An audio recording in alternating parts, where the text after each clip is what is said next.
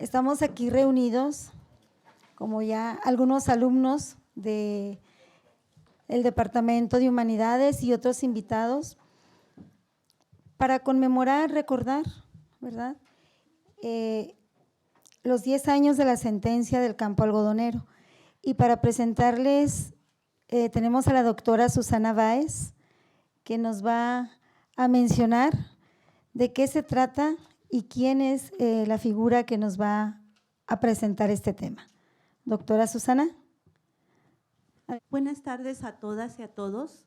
Es un gusto tener la oportunidad de cerrar este semestre académico un 25 de noviembre, que como ustedes saben es un día dedicado a reflexionar, a repensar, a replantearnos las condiciones de vida que atravesamos las mujeres en todo el orbe, en todo el mundo.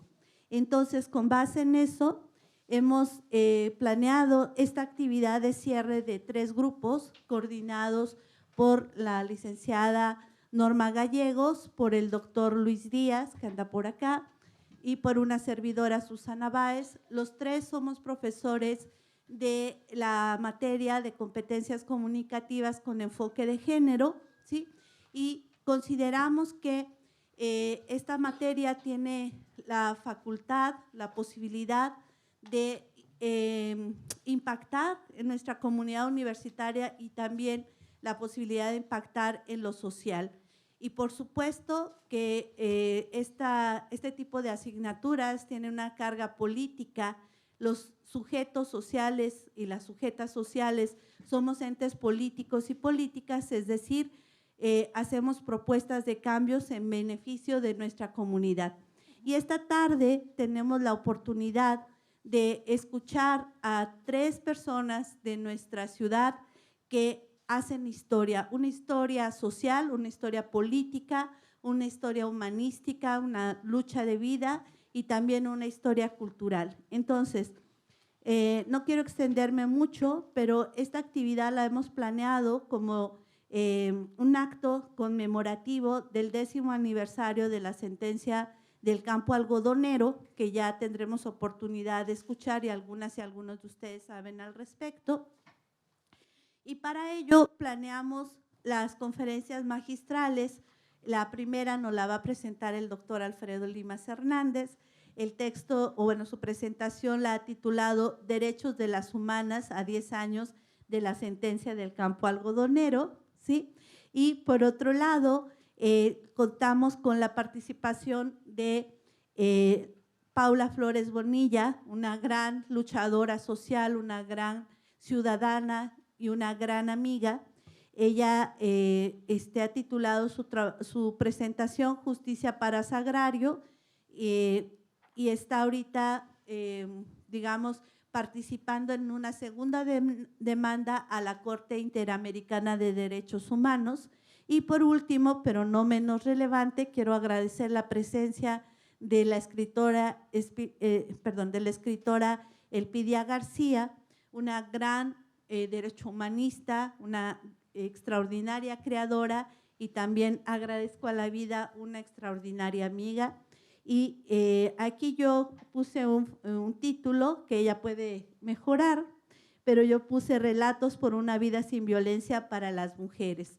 Y entonces la dinámica va a ser esta: el doctor Alfredo Limas nos expone, hacemos una pequeña ronda de preguntas y comentarios, breve por el tiempo, luego le cedemos la palabra a doña Paula para que nos cuente un poco el estado de su lucha por la justicia para su hija María Sagrario González Flores, que está aquí la fotografía. Sagrario siempre nos acompaña y nos acompaña con una presencia extraordinaria de crear comunidad académica y comunidad política. Y al final le daremos la palabra a Elpidia García para que nos comparta la lectura de uno de sus textos. Ella es narradora y bueno, pues así cerraremos este semestre, pero un 25 de noviembre, Día Internacional de la No Violencia hacia las Mujeres, pues es necesario que la universidad haga esto, que nos detengamos un momento, que dediquemos 2 horas de nuestra vida a pensar acerca de esta gran problemática que surge en nuestra ciudad, pero también buscar y tomar en consideración ejemplos de personas tan valiosas como las que tenemos en este presidio. Quiero decirles que no exagero cuando digo que son personas extraordinarias, que han logrado cambiar la historia de nuestra ciudad, de nuestro país y del mundo, ¿sí? Entonces, pues muchas gracias por estar aquí. Yo les pido un aplauso para las personas que están acompañándonos y les doy la palabra, ¿sí? Más o menos unos 20 minutitos.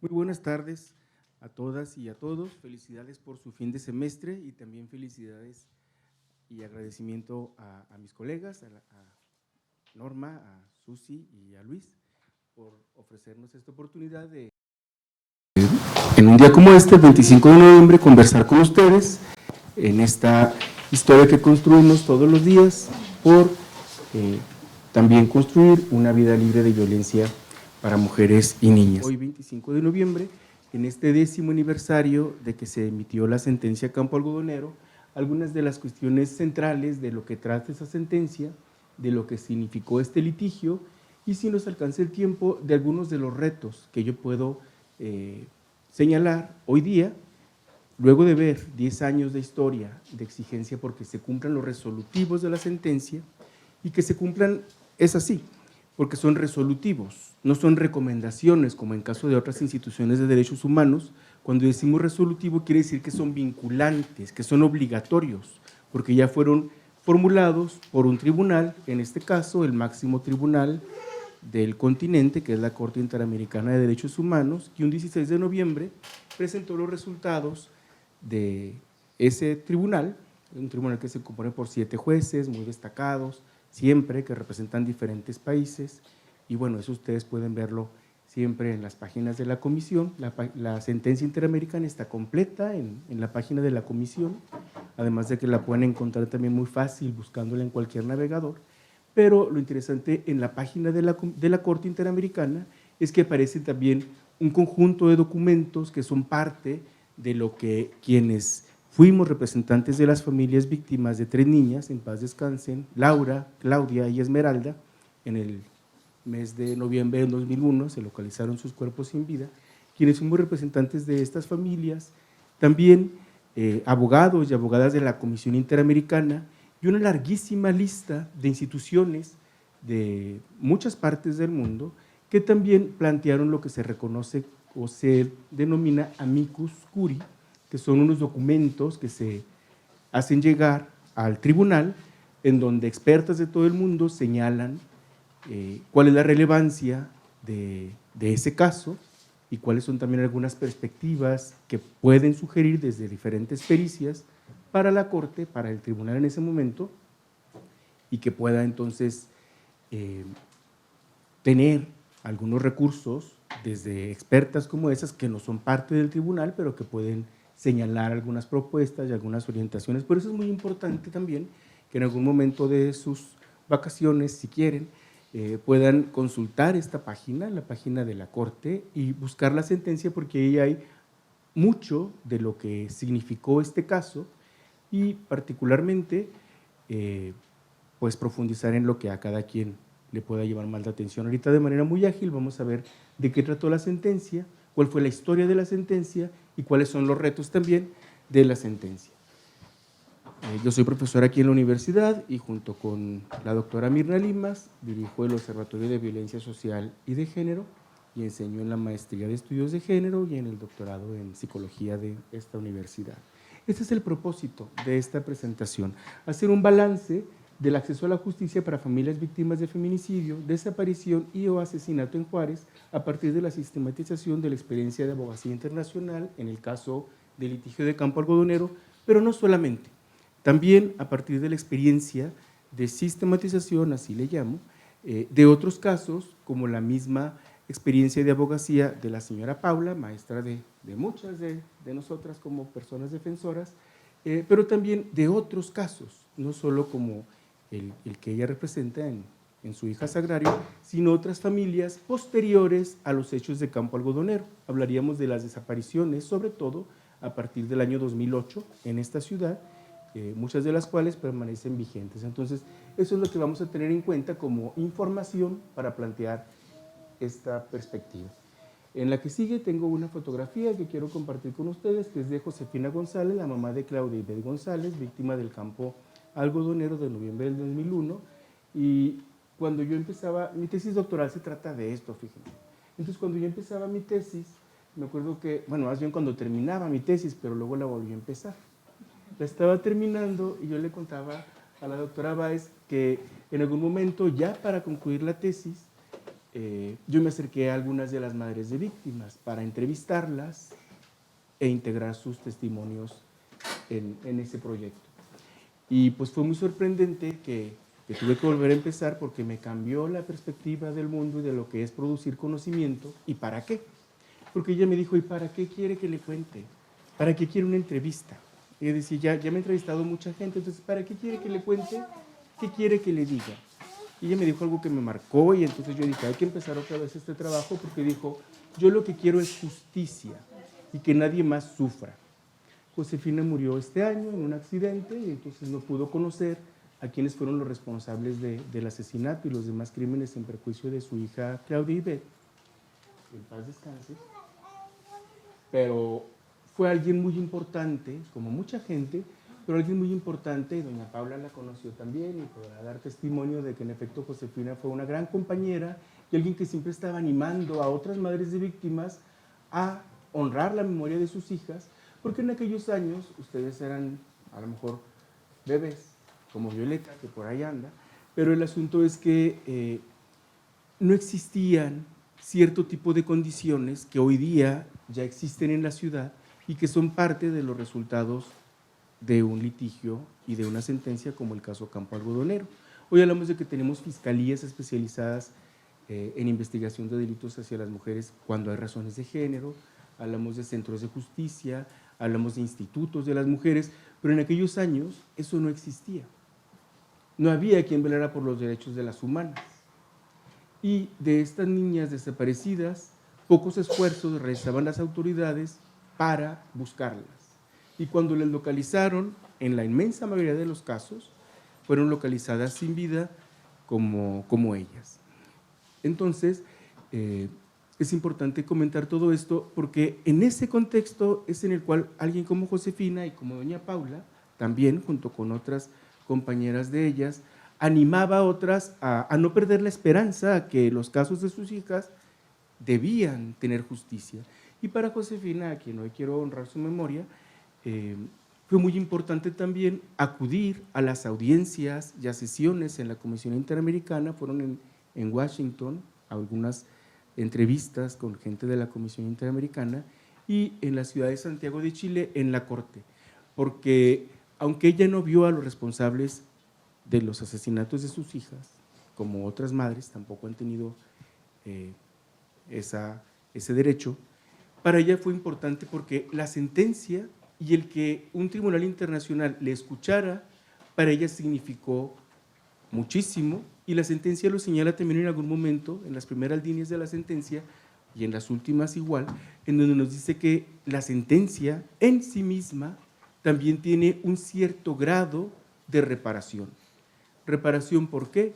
Porque se enjuicia a las autoridades del Estado mexicano por haber violado, por haber cometido actos criminales en perjuicio de estas niñas, por no buscarlas, en perjuicio de sus familias, por no atenderles y por además no haber localizado a sus hijas, pero también porque en la sentencia se consignan los testimonios de las familias y se les da palabra de verdad, lo que ellas aquí no tenían en esos años, y en ese sentido para Josefina, como para las madres que estuvieron en aquella audiencia, el haber participado de esas sesiones, pues tuvo ese carácter reparador. Por eso es muy importante escuchar a las familias de las víctimas, a las víctimas, porque pareciera que de repente todo está preparado para no creerles, todo está preparado incluso para no escucharles. Y el poder otorgar el valor de verdad a la palabra de las víctimas es algo indispensable para que las sociedades puedan ir avanzando a construir futuros cualitativamente distintos. De manera muy rápida voy a, en 3 momentos, hablar de la sentencia. En principio, de la sentencia y de los derechos de las humanas. En principio, la sentencia. ¿Qué tenemos en la sentencia? La sentencia es parte de un litigio muy largo que en marzo del 2002 nos llevó a presentar quejas ante la Comisión Interamericana. Eso era posible porque en el caso de México ya se había ratificado la Convención de Belén do Pará y que es también un referente como instrumento de derechos de las mujeres que utilizamos para ese litigio y que fue un asunto pues, de pugna con el Estado, y quien lea la sentencia, ahí se puede dar cuenta que las autoridades del Estado mexicano en ese entonces no aceptaban, no querían que habláramos de los derechos de las mujeres, sino de los derechos humanos en general, no de derechos de las mujeres y las niñas, y como los hechos de 2001 pues fueron posteriores a ese momento en que se ratificó la sentencia de Belén do Pará, fue importante referir también todos los derechos para las humanas que un instrumento como Belén do Pará postula. En 2002 entonces se llevan esas quejas ante el sistema interamericano, hay un proceso de litigio como una de las etapas que tiene uno que transitar, y es en el que ahorita se encuentran también la señora Paula y otras 6 madres de mujeres y niñas víctimas de violencias feminicidas, que nos llevó a que lográramos una admisibilidad en el 2005 de la comisión para luego llegar a la Corte ya a esa audiencia, de manera que en el 2009 se emitió la sentencia. La sentencia tiene 14 resolutivos, o sea, tiene 14 instrucciones para las autoridades del Estado mexicano, la mayoría de las cuales no han sido cumplidos a la fecha o se encuentran atendidos de manera parcial y un poco ineficiente e ineficaz también, diría yo. Algunos resolutivos de esos que se cumplieron en cierto grado es, por ejemplo, el memorial, la instalación de un memorial y un monumento, que hoy en la mañana a mí me invitaron a develar una placa, pero resulta que no fue nadie, ni el alcalde, ni nada, y donde iban a develar la placa no hay nada. Entonces, así han sido las actuaciones del Estado mexicano, acciones digo yo, parciales, pero muchas veces de muy mala voluntad. Para que se cumplan los resolutivos ha sido una historia de exigencia de parte de esas familias y de quienes les representamos, pero yo quisiera comentarles que esos resolutivos ya son propiedad de toda la nación mexicana. Todas las mujeres, todas las familias, todos los hombres de este país, en cualquier municipio de la República, puede invocar las instrucciones de la sentencia, porque esos resolutivos son como los siguientes. Estos me parece que son de los más importantes. El 12, que habla de esclarecer los asesinatos, pero con una perspectiva contextual, una perspectiva del sistema sexogénero. Identificar que lo que sucede en Juárez no son crímenes incidentales, digamos, sino parte de un contexto en el que pareciera que es posible la comisión de actos criminales en perjuicio de mujeres y niñas. Eso lo decía la Corte en el 2009. Si la sentencia se emitiera hoy, diría muchas más cosas, porque las realidades en nuestra ciudad se han agravado, no son como las que existían en esos años, son peores, la violencia es más grande que nunca en la historia de la ciudad, y eso vamos a comentarlo al final. El 13 tiene que ver con investigar a los operadores que son omisos, a los operadores de las instituciones de justicia. Eso es un nuevo elemento que se puede invocar en las familias que son víctimas de violación a sus derechos humanos y a sus familias. El 18 tiene que ver con estandarizar procedimientos judiciales, eso no se ha logrado. Si ustedes quieren profundizar un poco, no hace más de 2 meses que empezó a implementarse en el país algo que se le llama el protocolo de investigación del feminicidio. Y ahora, con ese recurso, pero 10 años después, y no en todo el país existe, con ese recurso, cualquier asesinato a una mujer, en principio, debe investigarse como feminicidio, y la autoridad tendría ahora que indagar para descartar que sea un feminicidio. Pero antes las familias tenían que pugnar porque se reconociera que era un crimen con razones de género. El resolutivo 19 también es muy importante, tiene que ver con el protocolo ALBA o un procedimiento análogo. Eso no está cumplido. El protocolo ALBA sí existe, pero el procedimiento análogo no existe. ¿A qué nos referimos? A que con este recurso ninguna mujer o niña en este país tendría que ser víctima de desaparición. Ninguna. Y tenemos miles en el país y en Ciudad Juárez, más de 100 casos y decenas, más de 70, según un trabajo que acabamos de terminar la doctora Mirna Limas y yo, más de 70 niñas y jóvenes cuyas desapariciones permanecen vigentes y que son del perfil, digamos, en términos de edad, de ocupación, de lugares donde vivían, de lo que estaban haciendo cuando fueron víctimas de ese rapto. Hay al menos 71 casos de mujeres y niñas que corresponden al perfil de las niñas del campo algodonero o igual de las niñas del caso Valle de Juárez. También se habla de un registro de ADN nacional, ese está incompleto también en nuestra nación, y esos son algunos de los resolutivos más importantes. Aquí tengo el 18 y el 19, yo creo que no los leemos, pero refieren a esto que les he comentado. En la sentencia aparecen de manera amplia cada uno de los resolutivos y cuáles son sus fundamentos. Y a grandes rasgos, eso es lo que significa la sentencia y que para todas y cada uno de nosotras y nuestras familias, ahora señala nuevas garantías para los derechos de las mujeres, de las humanas y niñas, ante hechos de violencia. En un segundo momento, y creo que me quedan como 5 minutos, les voy a decir de manera muy rápida este nuevo contexto que plantea nuevas brechas para los derechos de mujeres y niñas y que tiene que ver con, aquí hay una línea del tiempo en donde identificamos la historia de la violencia feminicida en la ciudad desde nuestra perspectiva y lo que vemos son diferentes momentos históricos y hechos en donde se indican también distintos cementerios clandestinos anteriores, pero también posteriores a los crímenes de campo algodonero de aquel otoño del 2001. Lo que vemos a partir de estos casos y de esta sistematización o esta idea de encontrar, como diría Foucault, una arqueología de estos hechos, tratando de hacer una historia de la violencia, no verlos como datos, como cifras o como crímenes, sino identificar qué quiere decir esta violencia del sistema de relaciones sociales en el que se desarrolla la vida de mujeres y niñas en esta ciudad. Creemos que hay un sistema de relaciones sociales en donde la violencia feminicida ha crecido en los últimos años. A pesar de que hablemos de muchos derechos, a pesar de que hablemos de nuevas instancias para garantizar los derechos de mujeres y niñas, la verdad, de acuerdo a nuestras investigaciones, es que no ha cesado ni se ha mitigado en la medida de lo necesario esa violencia y por lo tanto lo que tenemos es un crecimiento de la violencia. En nuestra perspectiva, lo que tenemos son 4 etapas de la violencia feminicida y esto es lo que está en esos resultados de investigación que les comentaba. Caracterizamos algunos periodos, los fechamos, digamos, para señalar en esta historia en qué momento nos encontramos y de qué es consecuencia esta circunstancia de violencia feminicida. Hablaremos de una primera etapa, la etapa de la emergencia de la violencia feminicida, que la datamos entre el 93 y el año 2000. Una segunda fase de continuidad que integra el campo algodonero y hasta los momentos previos a lo que se llamó la guerra contra el narco, y que esa sí la vivimos todo el mundo de quienes estamos aquí, yo creo, la gran mayoría.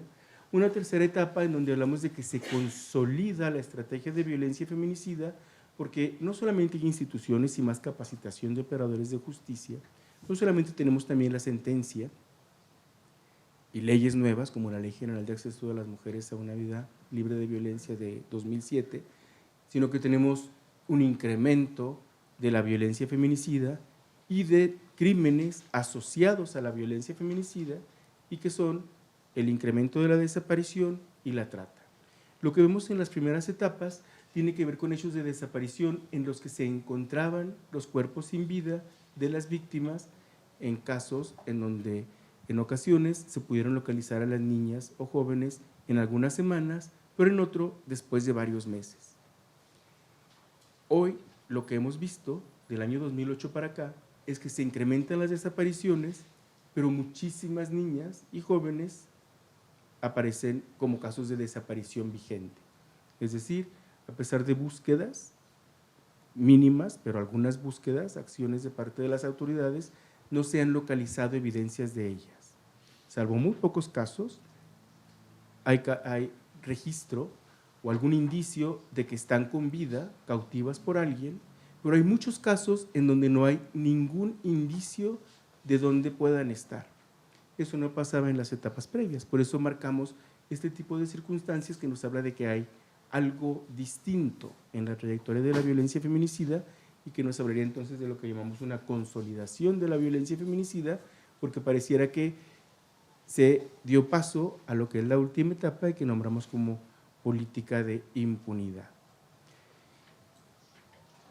Y esto tiene que ver, aquí están algunas cifras, en donde vemos cómo en aquella gráfica de barras se señalan los datos de desaparición. Y si vemos en los primeros años, hay como una cierta trayectoria que tiene una relativa tendencia, pero hay una ruptura en donde eso se dispara y se incrementa. Quiere decir que algo sucedió con las condiciones en las que puede acontecer esta violencia hacia mujeres y niñas. Ahí están por años y por edades, lo que nos lleva a destacar que también sus promedios de edad están en los 17 años. En toda esta historia, del 93 a la fecha, el promedio de edad de las víctimas de feminicidio es de 17 años, eso no ha cambiado. La que sigue, por favor.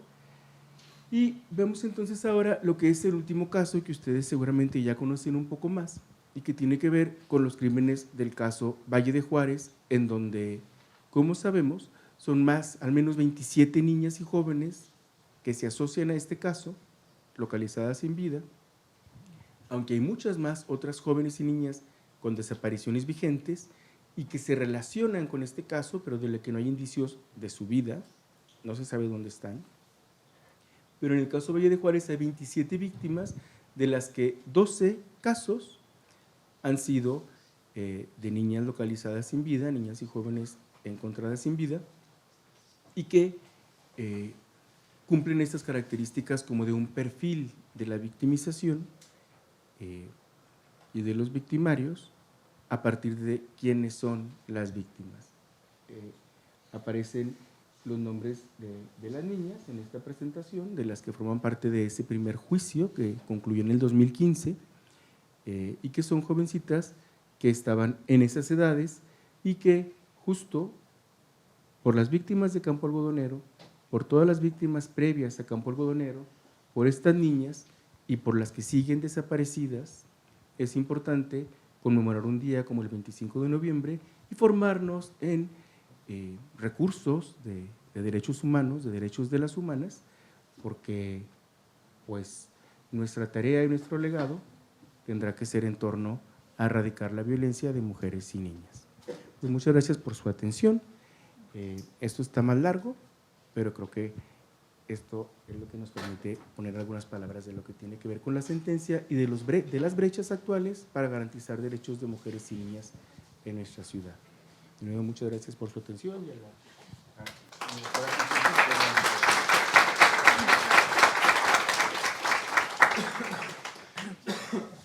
No puede uno ver estos datos, estas estadísticas, sin que surja una profunda indignación por una sociedad permisiva ante acontecimientos de esta índole. No obstante, me parece que quienes estamos aquí reunidas y reunidos, y sobre todo quienes nos están compartiendo todo un trabajo de años, ¿verdad?, en favor de los derechos de las humanas, pues sí podemos cambiar esto. Lo digo porque quiero alentar a mis alumnas que están muy conmovidas por esta exposición. Sí vamos a cambiar esto, sí vamos a tener una vida libre de violencia porque nos la merecemos todas y todos. Sí. Y para eso, el maestro Limas, el doctor Limas, pues nos ha expuesto precisamente una trayectoria que él la sintetizó en 20 minutos, pero lleva toda una vida luchando a favor de esta dignificación de la vida sin violencia para las mujeres. Y quiero decirles algo que a mí se me pasó, que él fue uno de los representantes ante la Corte Interamericana para que se llevara a cabo este proceso. Por eso digo que si hay quien cambia la historia. gracias a ese proceso y gracias a las familias y a muchas otras personas, ahora tenemos una ley que permite, una sentencia que permite demandar justicia. Entonces, pues, doble reconocimiento al maestro Limas, tanto por su exposición como por la historia que él ha cambiado junto con muchas otras personas. Alfredo. Yo quisiera preguntarles, porque lo había planteado, si hacemos una ronda de preguntas y respuestas o le damos la palabra a la siguiente persona. ¿Ustedes qué dicen? Es que luego los tiempos se nos van muy fácilmente. ¿Sí? Pasamos y luego hacemos la rondita al final. Bueno, yo quiero ahora darle la palabra a Paula Flores Bonilla, una gran colega, amiga y una gran maestra, como bien dijo Alfredo, de nosotras y nosotros, y ustedes van a saber por qué. Este 25 de noviembre, en el Facebook, la tele, en todos lados aparece el símbolo con el que se ha identificado la lucha por prevenir y erradicar la violencia hacia las mujeres, particularmente los feminicidios, que son las cruces rosas sobre un fondo negro.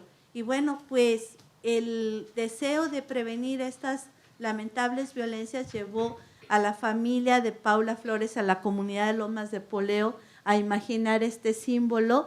Y aquí está la persona que pensó junto con su comunidad cómo representar, cómo visibilizar esta circunstancia en nuestra ciudad. Y es tan potente este símbolo que ahora forma parte de un símbolo universal. Entonces, Paula, muchas gracias por estar aquí.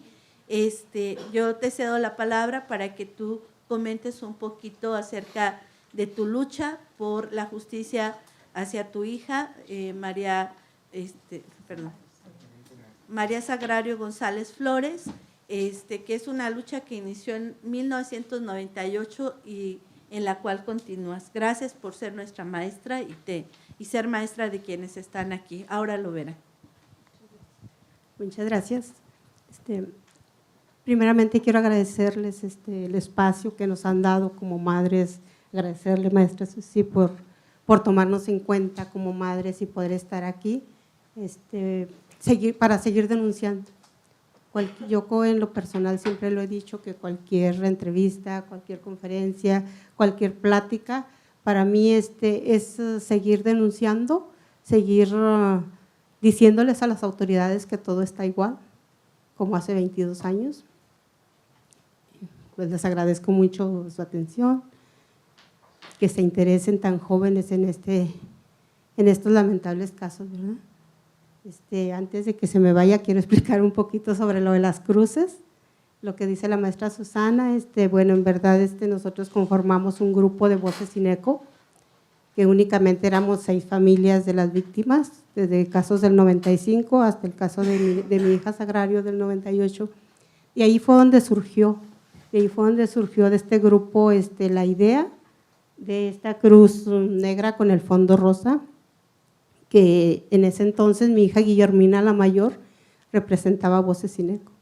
Se le ocurrió, viendo que cualquier pancarta, cualquier cosa que poníamos nosotros de denuncia hacia las autoridades, no la destruía el clima, el tiempo. Entonces a ella se le ocurrió eso, poner esa protesta, pero también más que protesta, un símbolo de prevención, donde ella decía en ese entonces que cualquier niña que viera una cruz, que estuviera junto a un poste de luz, que estuviera ese símbolo, supiera que estaba en peligro así fueran las 12 del día.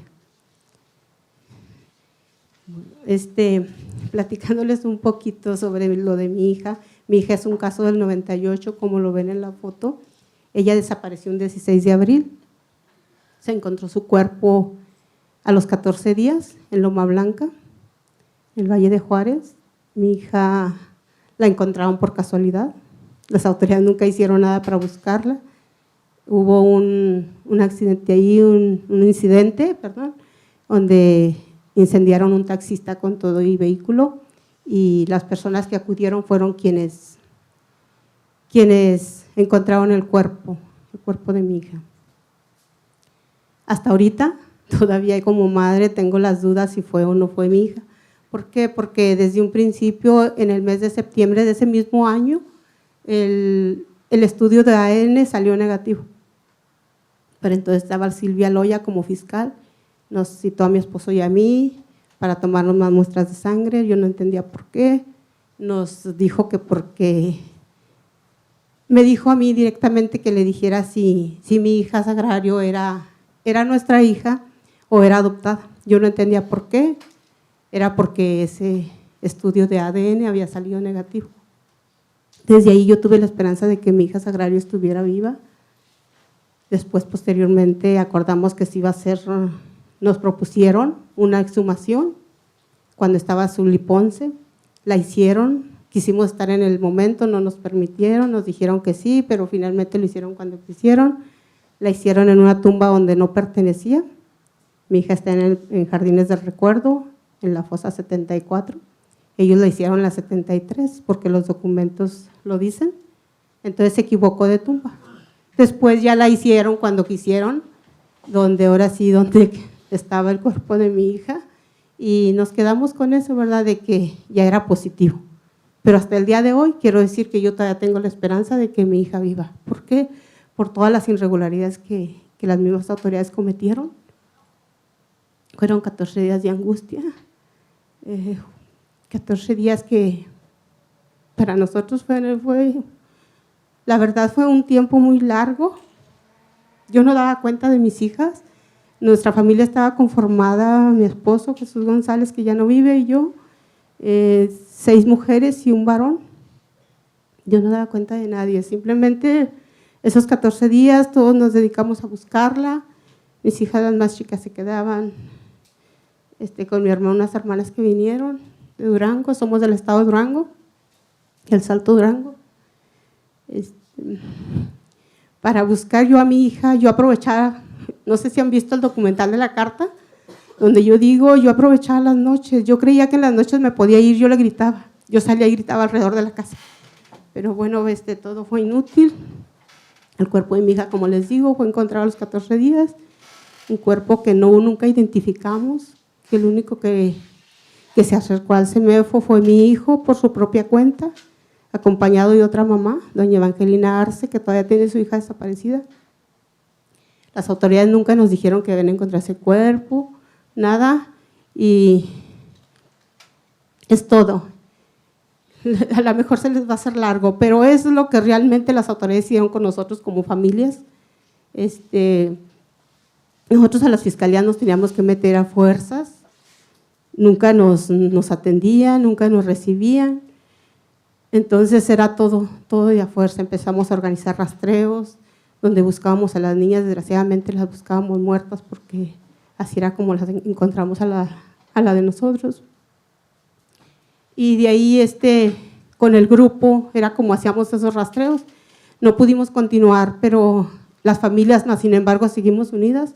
Las mamás de ese grupo nos seguimos viendo, somos contadas, pero ahí estamos, incluso esas mamás presentamos juntas nuestro caso en la Comisión Interamericana de Derechos Humanos, el caso de mi hija en específico, junto con los 6 casos que yo fui representando como madre de las víctimas, es desde el 2007, estamos hablando 12 años, que también le pudimos decir a la comisión qué está pasando, ya fueron muchos años también donde están ahí estancados y esperamos que avancen, que pasen a la corte y realmente, para mí al menos que les hagan otro llamado a las autoridades de México que no han hecho nada en nuestros casos.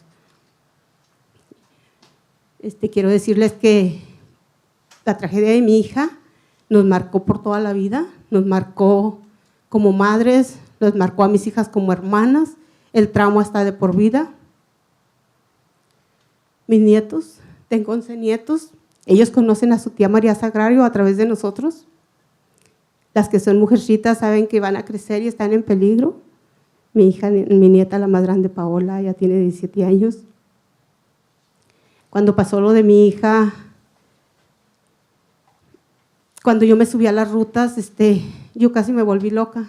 Cuando me subí a las rutas con mi esposo, que yo veía niñas de 3 años quiero comentar esto porque ahorita me llamó la atención lo que dijo Alfredo. Ustedes eran unas niñas en ese entonces. Yo me subí a las rutas y quería tener un ataque de risa. Quería tener un ataque de risa, pensar todo lo que le hicieron a mi hija. Yo, para controlar esos ataques de risa, lo único que yo pensaba era en todo lo que le hicieron a mi hija, para no soltarme riendo. Pero también pensaba en esas niñas, cuando veía niñas de 3, 4 años, decía, esas niñas van a crecer en una ciudad donde hay mucho peligro, y vemos, desgraciadamente, que seguimos igual. Después de 22 años, las niñas siguen desapareciendo, y yo pienso que ahorita está peor, porque muchas niñas no se han encontrado. Entonces no se han encontrado ni vivas ni muertas, algunas. Del caso de mi hija, en el 2007 pudimos nosotros entregarle a las autoridades un presunto responsable, que para las autoridades creyeron, nos quieren hacer creer que es el único, pero no. Yo sigo creyendo en su primer declaración de él, ministerial. Él se llama José Luis Hernández Flores, lleva hasta mi apellido por desgracia. Él, desde un inicio que mi hija desapareció, a él lo señalábamos como posible sospechoso, más para las autoridades nunca hicieron nada. Del 98 hasta el 2005, que pudimos entregárselo a las autoridades. Y digo entregárselos porque únicamente nos faltó, como lo he dicho siempre, subirlo al carro y llevárselos. Entonces él está pagando una condena de 28 años de prisión, desde el 2005 a la fecha. Él ya lleva la mitad del tiempo en la cárcel. Ahorita a mí me preocupa que él pueda salir por su buen comportamiento, no sabemos, pero hubo un tiempo que a las autoridades se les perdió. Él, en cuanto le dictan la sentencia, a él lo cambian a Chihuahua. De Chihuahua lo cambiaron a Puente Grande, Jalisco. Después, como madre, yo seguía diciendo que dónde estaba, y hubo un momento que las autoridades me dijeron, no sabemos si está en Nayarit o está en Oaxaca. Ahora que estuve yo en el mes de septiembre en la Comisión Interamericana, pues hasta allá fue donde nos dijeron realmente las autoridades que sí está en Oaxaca. Yo, como madre, sí quiero un día ir, que me dio una licencia a ir, para ver si en realidad está ahí. Entonces sí me preocupa que esta persona, si se le puede llamar persona, con todo lo que hicieron, pueda salir. Él, en su primera declaración, menciona a 2 personas más, menciona que a él únicamente le pagaron $500 por llevar a estas personas a donde trabajaba mi hija. Entonces yo sigo creyendo que no es el único, ni el principal. Los asesinos de Sagrario siguen libres, y pues él únicamente es el único que está ahorita. El caso de Sagrario sigue abierto, como lo dije yo en la Comisión Interamericana. Si el caso está abierto, ¿por qué ya no han investigado? Yo estoy pidiendo que vayan y lo traigan, porque aquí fue donde cometió el crimen, que lo traigan y lo vuelvan a declarar.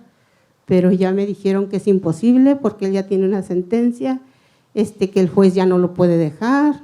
Entonces ya por último yo estoy pidiendo que al menos vayan y lo declaren otra vez.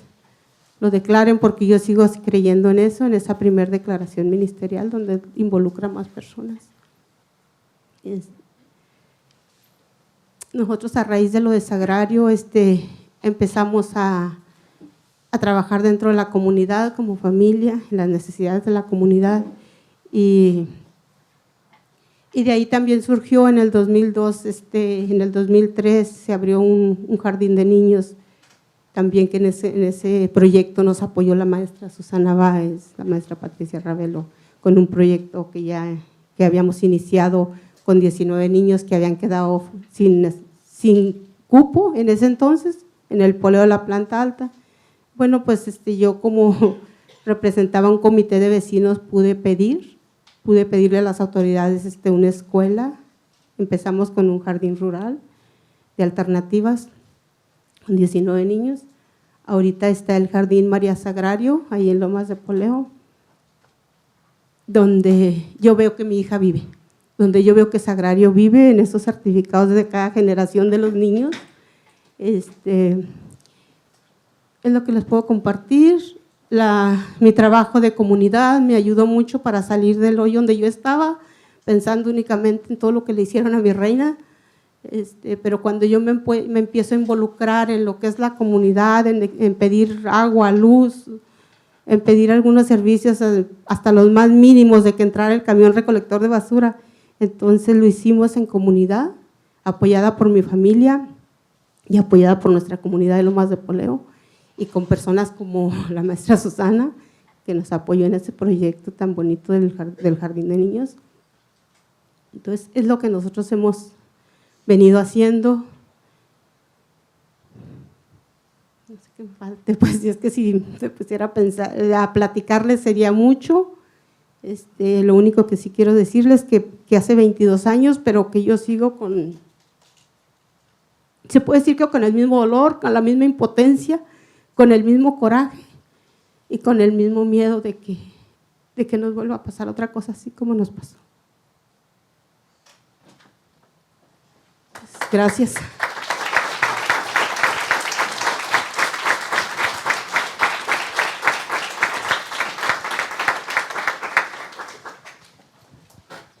Paula, yo quiero comentarle que varios estudiantes y estudiantas aquí vieron el documental y pues yo les dije que iban a conocer a una gran persona y creo que lo están corroborando, ¿no? Y bueno, ahí está el Kinder María Sagrario González Flores en Lomas de Poleo, para que todas y todos nos sumemos a esa actividad, pero yo siempre he pensado, si esta familia pudo cambiar su comunidad, como por qué las y los universitarios no podemos cambiar, ¿verdad? Nuestras realidades. Entonces, pues, la vara está alta para todas y todos. Muchas gracias, Paula, por ser nuestra maestra y por compartir todo este recorrido, que es muy duro, pero también es muy luminoso gracias a esa fuerza que te caracteriza y que nos transmitiste ahorita en estas palabras. Entonces, pues, mil gracias. Creo que en mis palabras está la de todos y todos los que estamos aquí, ¿verdad? Gracias por dejarme ser su palabra. Y bueno, no puede uno como pasar de una cosa a otra, ¿verdad? Necesita respirar poquito y yo quisiera respirar un poco para poder pasar de este estado anímico, porque pues yo conozco a la familia y me siento muy honrada de ser parte de esta familia y de ser parte, pues, de testiga, más que hacedora, testiga de muchas cosas que ellas y ellos han hecho, pero también me siento muy afortunada de que la literatura me haya dado la oportunidad de conocer gente tan valiosa como nuestra querida colega Elpidia García. Ella es narradora, escritora, derecho humanista, activista, y pues esta tarde estuvimos en otra reunión, ¿verdad? La semana pasada, y me preguntaba Elpidia, ¿y qué van a hacer para el 25 de noviembre? Y dije, pues vamos a tener esta actividad y sería un honor que estuvieras con nosotras, con nosotros, y ella generosamente, porque siempre lo hace, aceptó venir y hacer un tiempo, porque cada día tu agenda ha ido creciendo y tienes 1000 compromisos, da talleres, da charlas, va a escuelas. Explótenla después de esta reunión, yo se lo sugiero, porque es muy generosa con su tiempo, con su conocimiento y su creatividad, y entonces este día nos va a compartir fragmentos de sus textos, y si se me olvidó decir algo, pues yo te dejo a ti la palabra. Ah, sí, perdón. Elpidia García empezó escribiendo un blog, ¿sí?, que se llamaba Maquilas que Matan, para dar testimonio de muchos años de trabajo. Estuviste trabajando en una maquiladora y bueno, ahí las experiencias dieron para contarnos pequeños relatos y testimonios y denuncias, y bueno, de ahí, y con una avidez que la distingue a ella y a su familia desde muy temprana edad por la literatura y la creación, dio como resultado empezar a escribir relatos, y esos relatos le han dado incluso premios regionales. Este año el Congreso del Estado te nombró la mujer del año, me parece, no me acuerdo bien cómo se… Chihuahuense destacada. Chihuahuense destacada, yo estuve ahí, pero soy muy olvidadiza, perdón.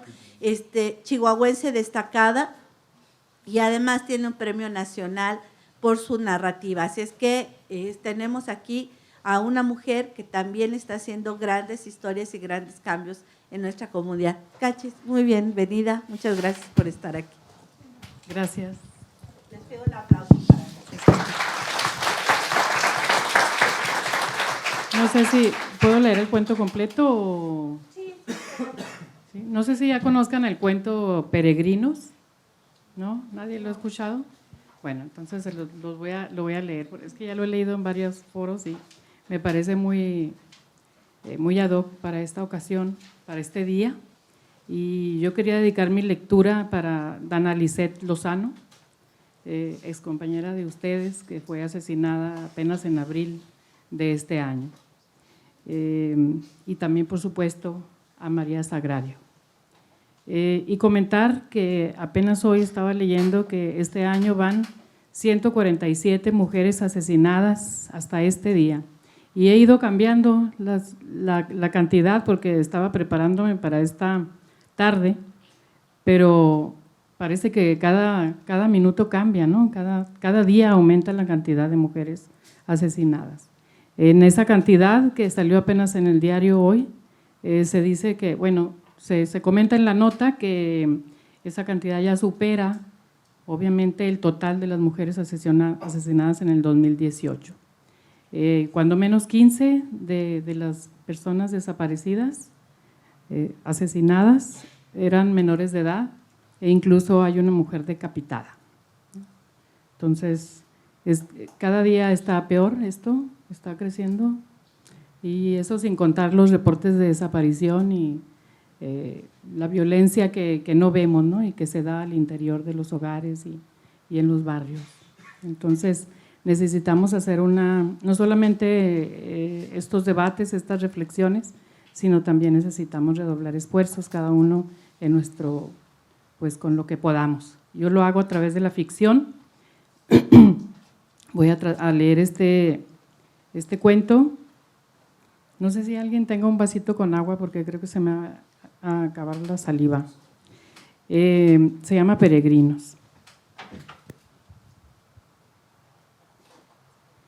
Semanas hace que las tolvaneras no cesan, semanas que el silbido del viento lleva y trae desazones y anima pesadillas. Las ráfagas continuas azotando los escasos árboles de lila, torturándolos a cada golpe, los obligan a inclinarse. El fino polvo que levantan y avientan para cubrir todo, inspira pensamientos de soledad, olvido y abandono. Las plantas rodadoras que corretean por el Valle de Juárez semejan extrañas criaturas de color pajizo huyendo de algo terrible. A veces saltan las bolas greñudas con los coletazos del aire como asustadas. También ellas van y vienen o giran y se elevan a merced de los remolinos.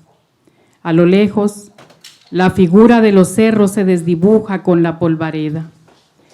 El color del cielo, ultrajado, muestra la pérdida de azul convertido a pardo. Las casas están solas, sus habitantes huidos. No hay sonido más inquietante que el golpeteo de sus puertas y ventanas. Por eso extraña que en esa casa lejos de las demás, frente a un camino de tierra, Isaura, una mujer de pelo entrecano y expresión de tormento, esté sentada delante de la puerta en un destartalado columpio de jardín, recibiendo las bofetadas del viento sin que parezca importarle.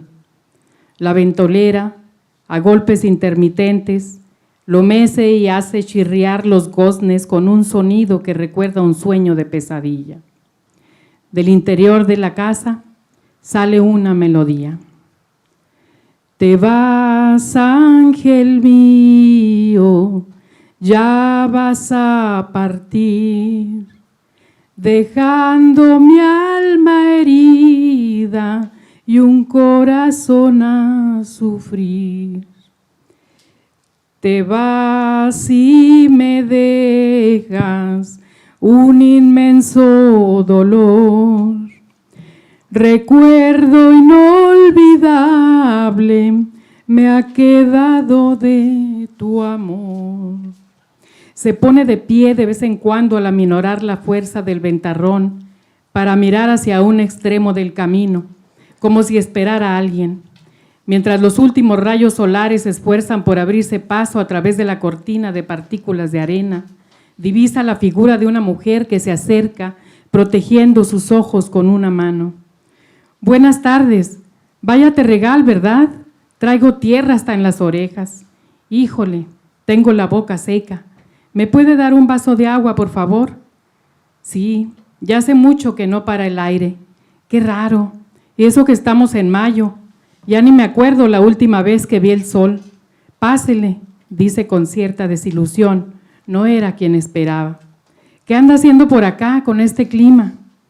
Lo que muchos. Huyo de la guerra, responde la sedienta. En la cocina, bebe de un largo trago el agua que Isaura le ofrece. Algunas gotas escurren por sus comisuras. Mira a su alrededor y observa la espesa capa de polvo sobre los muebles y trastos en desorden. Le extraña el abandono y de alguna forma que no comprende, se siente cercana a Isaura.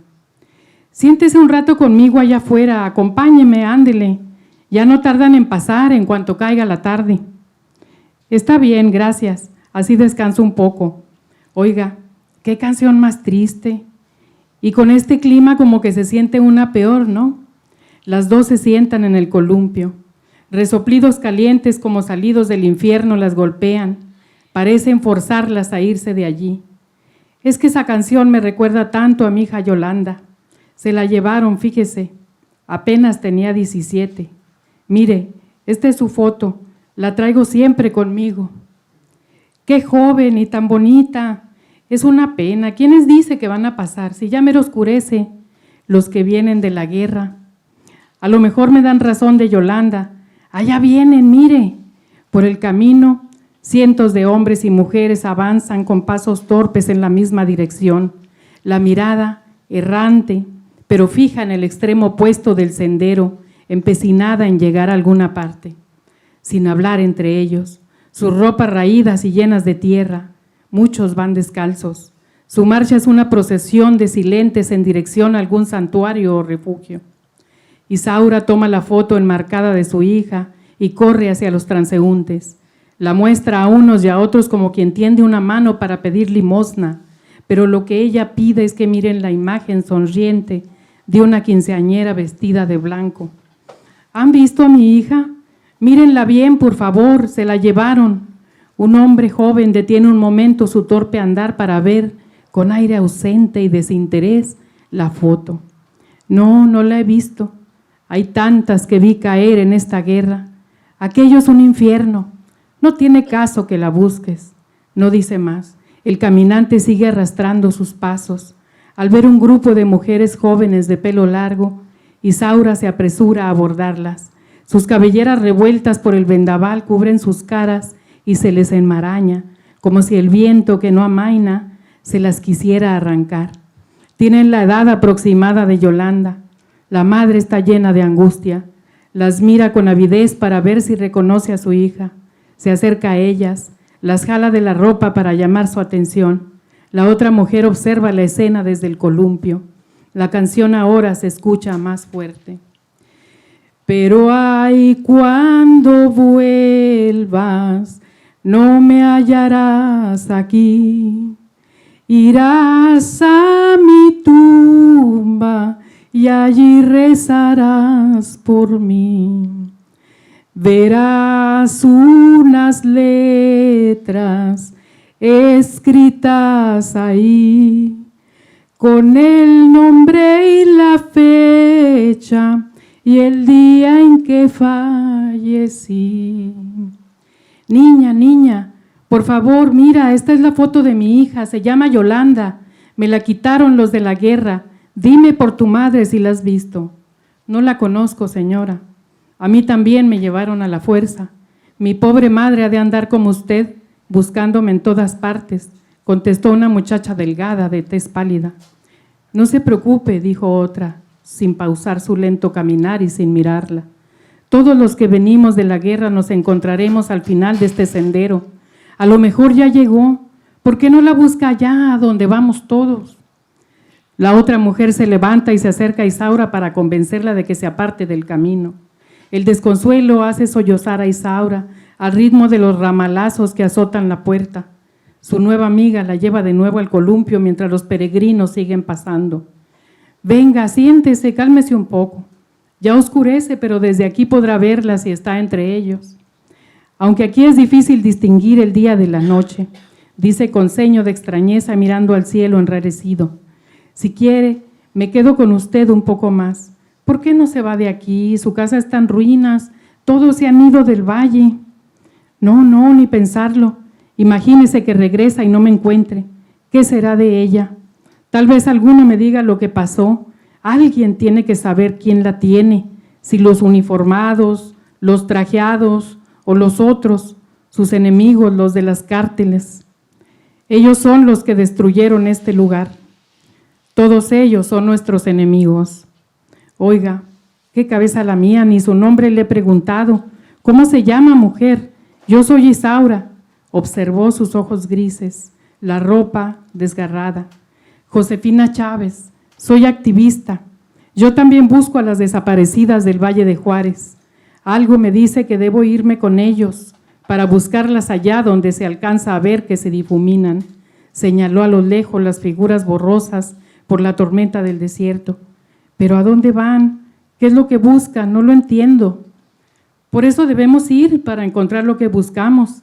Es posible que allá no haya guerra. ¿No puede bajar el volumen? Lo tiene muy alto. ¡Qué letra más triste! Pero ay, cuando vuelvas, no me hallarás aquí. Irás a mi tumba y allí rezarás por mí. Es para no escuchar los pasos de toda esa gente. Me vuelven loca, son tantos. Además, si Yolanda la escucha, vendrá para acá, lo sé. Isaura perdió el rumbo de la conversación cuando un hombre se acercó a pedir agua. Era un conocido. Pero si es Arturo, el dueño de la farmacia. Él me ayudó a buscar a Yolanda. Josefina, por favor, tráigale un vaso de agua, se ve tan cansado. Corre a abrazarlo. Qué alegría me da verte. Desde que te secuestraron no pude dejar de pensar en ti. Me tenías tan preocupada. Te liberaron, gracias a Dios. Ahora eso ya no importa, Isaura. Ven conmigo. Debemos avanzar hasta el final de la senda. No hay otro lugar al cual ir. Josefina llega con el vaso de agua y el hombre sacia su sed. Ansioso de regresar al camino, se despide. Tengo que irme, Isaura. Gracias por el agua. No tardes mucho. Tú también deberías acompañarme. No puedo, Arturo. A lo mejor Yolanda regresa aquí a su casa con su madre. El hombre se aleja, presuroso para incorporarse a la columna de peregrinos. Las mujeres vuelven al lugar desde donde contemplan a los hombres y mujeres de la procesión. ¿Qué estará haciendo el que se llevó a mi hija? ¿La habrá matado? ¿Él o los otros? ¿Estará con su familia como si nada hubiera pasado?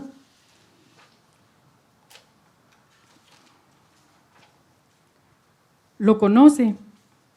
Sí, cómo no, era del barrio.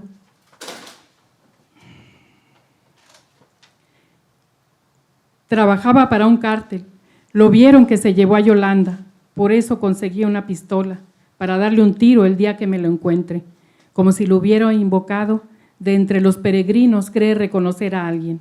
Isaura abre más los ojos y estira el cuello para ver mejor entre las nubes de polvo.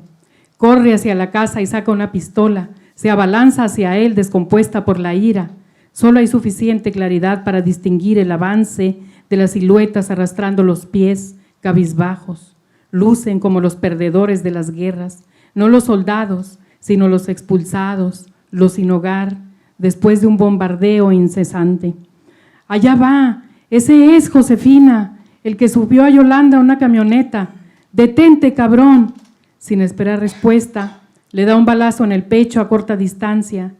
Él ni se inmuta, no la mira, no cae, sigue. El fogonazo del tiro le ilumina la cara un instante. Tiene un agujero negro en la sien y un ojo casi salido de su cuenca, la camisa manchada de sangre. Isaura da un grito de horror. Las dos mujeres se miran llenas de espanto, se dan cuenta de que también él, como Arturo, son seres sin sombra. Ambas retroceden, mudas, tienen ese semblante de incredulidad repentina que las hace cubrirse la boca con la mano. No es posible, Dios mío, Josefina está… Sí, Isaura.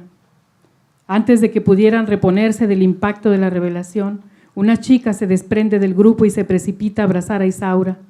Por debajo de su aspecto cadavérico y triste se adivinan los rasgos de una linda muchacha. Las lágrimas de la madre son de alegría, sus besos los que inspiran la añoranza y el reencuentro, llenos de amor y de alivio. Mamá, mamá, Yolanda, hija mía, mi corazón me decía que regresarías, que te iba a encontrar tarde o temprano. Escuché la canción, por eso vine, para llevarte conmigo. Ya es tarde, mamita, debemos marcharnos. Pero entonces, ¿estamos muertas? Sí, madre. Tuviste un infarto después de que desaparecí, ¿no lo recuerdas? Pero ahora, al fin estamos juntas. Vamos, allá al final del camino está la paz. Usted también, Josefina, venga con nosotras. A usted la mataron por protestar, por exigir que me encontraran a mí y a las otras, por denunciar al ejército. Lo supe al leer el periódico en mi cautiverio antes de que me arrebataran la vida. Por eso sentía que debía irme con ellos, con los peregrinos. ¿Quién va a detener la guerra? A evitar que otros sigan muriendo, a buscar a las muchachas, a cuidar a los huérfanos. Otros y otras como usted, Josefina. Vamos, sigamos a los caminantes, marchemos hacia allá. El viento amainó de pronto. El polvo se asentó en los caminos y las rodadoras dejaron de oír y se quedaron quietas. Todo quedó en silencio después de que los últimos acordes lastimeros de los violines se escucharan. Al final, la oscuridad cubrió el Valle de Juárez. Muchas gracias.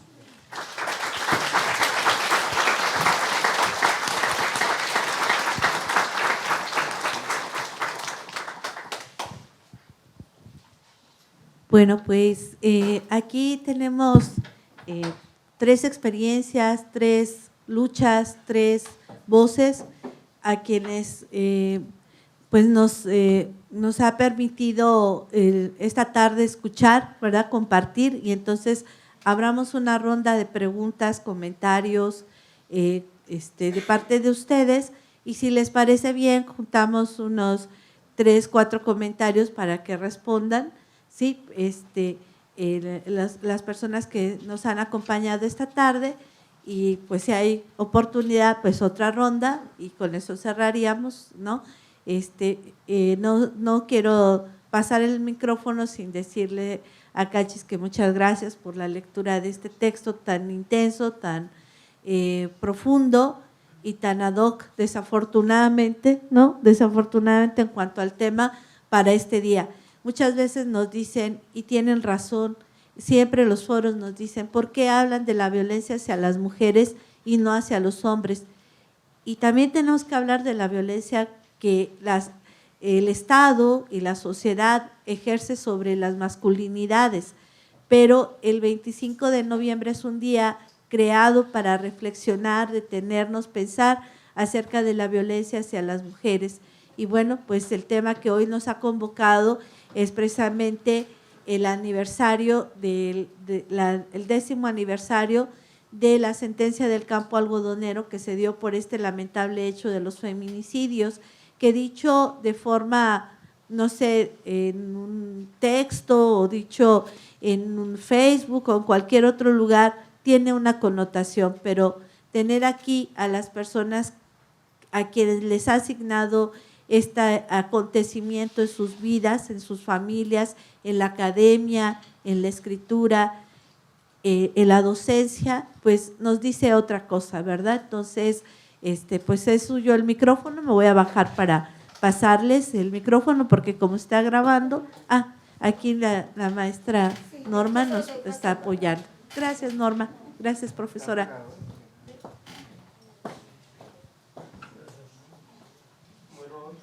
quisiera un comentario, si dices, Alfredo, que hay un perfil más o menos definido de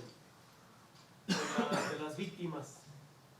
Entonces, y también hablabas del perfil de los victimarios a partir de que se tiene un promedio de las características de las víctimas. Parece que todo apuntaría hacia las redes de trata, pero eso lo han visto ya periodistas, sobre todo mujeres, ¿no? Lidia Cacho, por ejemplo, y otras. Y entonces cuando hablan de que el problema está agudizado, entonces no quedaría otra solución más que enfocar las baterías, no sé de quiénes, no sé quién tendrá el poder para eso, de trabajar contra esas redes de trata que quizás son tan poderosas que jamás los toca a nadie, ¿no? O no se logran acabar a tal grado que deje haber tantas desapariciones, muchas de las cuales parecen ser obra de los tratantes de personas, ¿verdad? No sé, a veces pienso que todo lo que estudiamos, todo lo que protestamos, todo lo que nos lamentamos, de nada sirve si no se ataca esa parte, ¿no?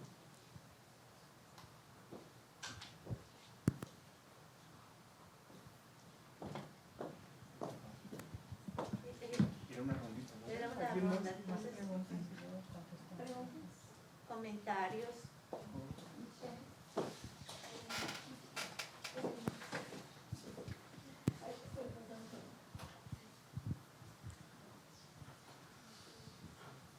Bueno, primero pues gracias por su tiempo. Yo sí tengo una pregunta.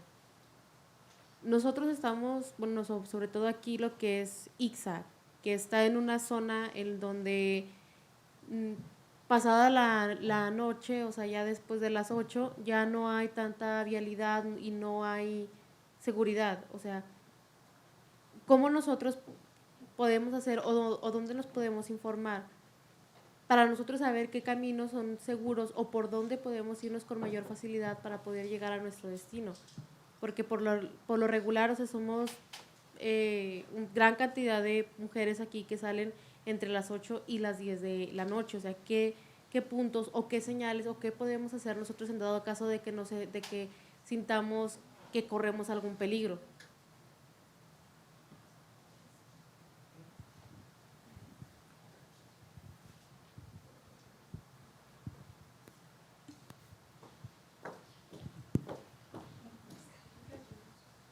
Yo quiero saber cuál era el nombre de el grupo que formaron las familias, porque creo que dijo un nombre, o fue sí, me gustaría saber cuál es.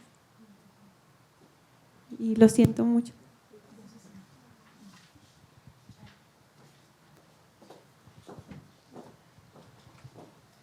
Bueno, yo quería preguntar 3 cosas. La primera sería, bueno, las investigaciones que han realizado, ¿hacia dónde apuntan? O sea, ¿quiénes son los responsables? ¿Quiénes dirían ustedes que son los responsables? La otra es referente a todo el activismo que se ha hecho también a través de los murales, de diferentes expresiones artísticas, también en relación también al cuento que ahorita presentaba la maestra, pero también las representaciones visuales, toda esta parte. ¿Qué tan importante ha sido para esta lucha, ¿no? Y por otro lado, o sea, desde su punto de vista, ¿no? De su experiencia. Y la otra es sobre el memorial. El memorial para ustedes, sobre todo para la señora, ¿sí ha sido algo significativo, ha sido algo importante o realmente es algo que no ha tenido impacto, que no ha tenido sentido? Eso es lo que quería preguntar. Gracias.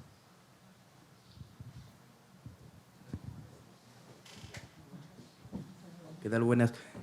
Aquí en Ciudad Juárez hay un monumento dedicado a la mujer. Reconozco cuál fue el motivo por cual se elaboró.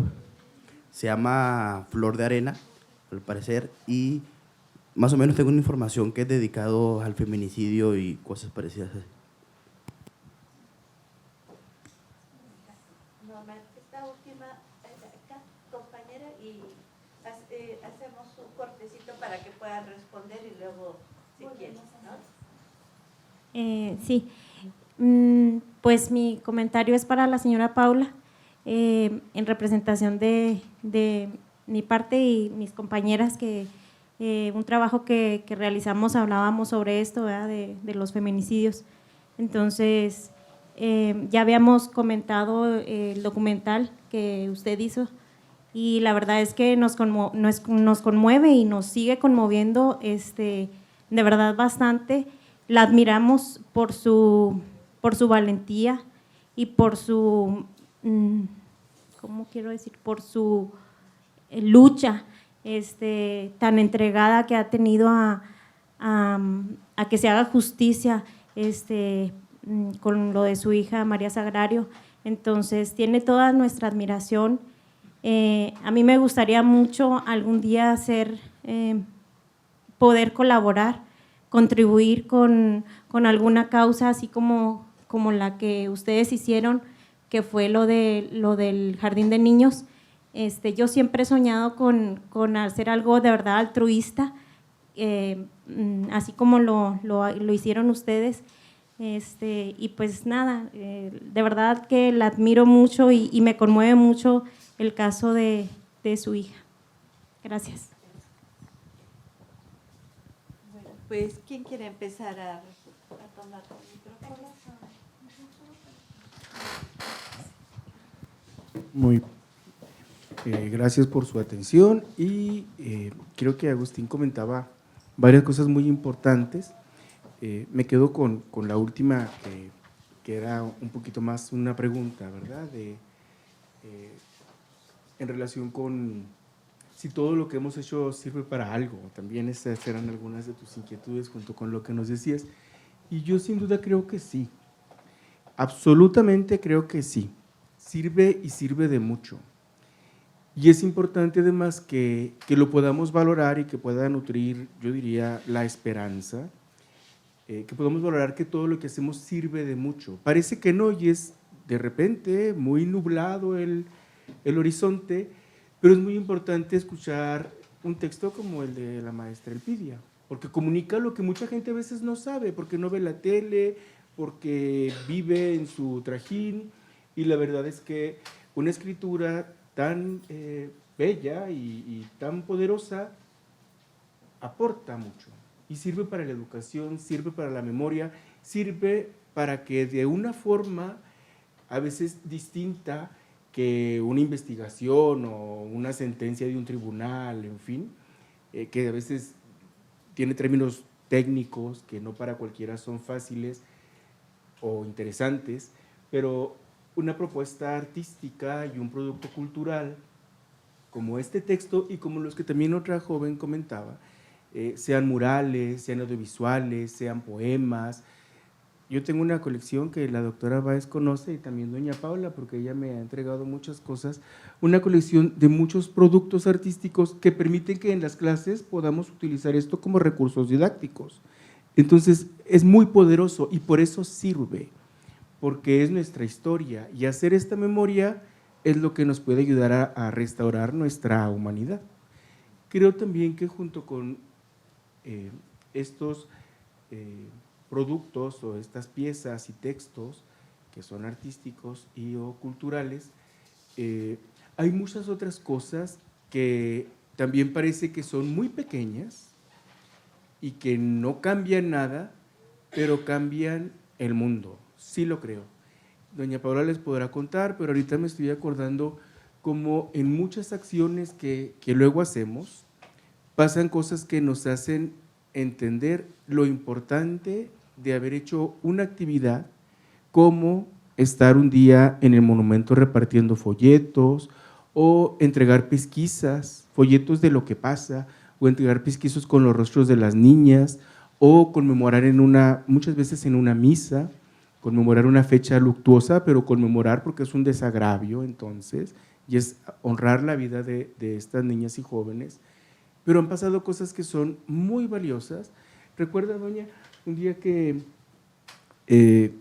estábamos pintando cruces, me parece que fue hace 4 años y medio, porque era en abril, y estábamos pintando cruces sobre la 16 porque doña Paula nos convocó, y en el centro de la ciudad se nos acercó un señor muy humilde, de una edad muy avanzada, y nos dijo, es que yo vi en la televisión que iban a venir, y pues yo no las conozco, pero quise venir porque a mí, hace más de 20 años, me desaparecieron 2 hijitas, eran menores de edad, y yo no he tenido a quien contarle, no he tenido quien me explique, y no he tenido quien me crea, y ni siquiera hay una carpeta en la fiscalía que registre bien lo que pasó.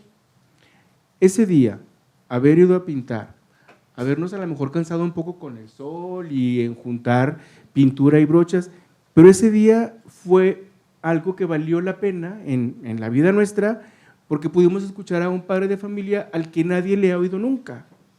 Yo creo que eso es una razón de vivir, y que es una razón también de lo importante que son todas estas acciones que parece que para una cierta visión, pues no cambia nada, o no quiere decir algo, pero quiere decir mucho, y es como también aprender desde otra mirada el valor de estas acciones tan valientes, y que las familias lo hacen, y como ellas nos han enseñado, a mucha gente que hemos tenido esa oportunidad de estar cerca de ellas, nos han enseñado que lo hacen por la memoria de sus hijas y porque no quieren que esto pase, como decía Josefina hace 18 años, yo no quiero que nadie más sufra.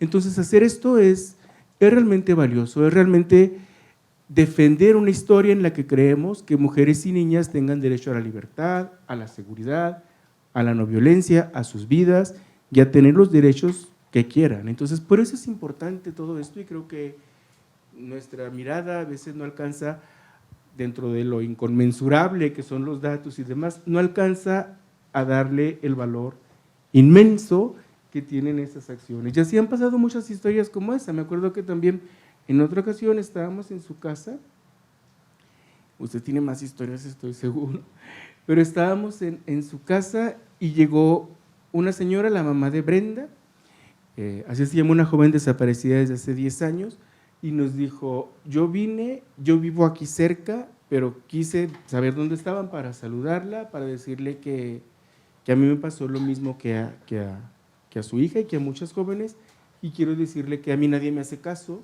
Bueno, ese día ya tuvimos un contacto con la señora, ella pudo ser escuchada y también nos contó algo. Nos dijo, y mi hija se la llevaron con un bebé, y del bebé nadie habla, yo quiero que encuentren a mi hija y quiero que encuentren al bebé. Bueno, eso ya ayudó a que cambiara la investigación.